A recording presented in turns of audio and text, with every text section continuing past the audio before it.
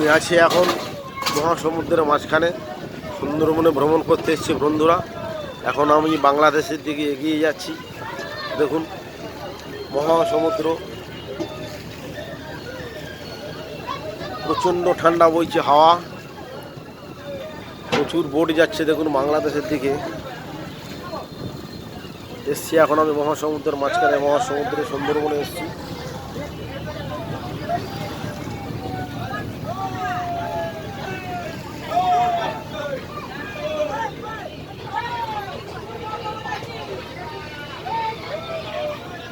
এখন আমি বোটের উপর আছি বন্ধুরা। দেখুন সবাইকে শুভ অভিনন্দন, ভালোবাসা জানাই।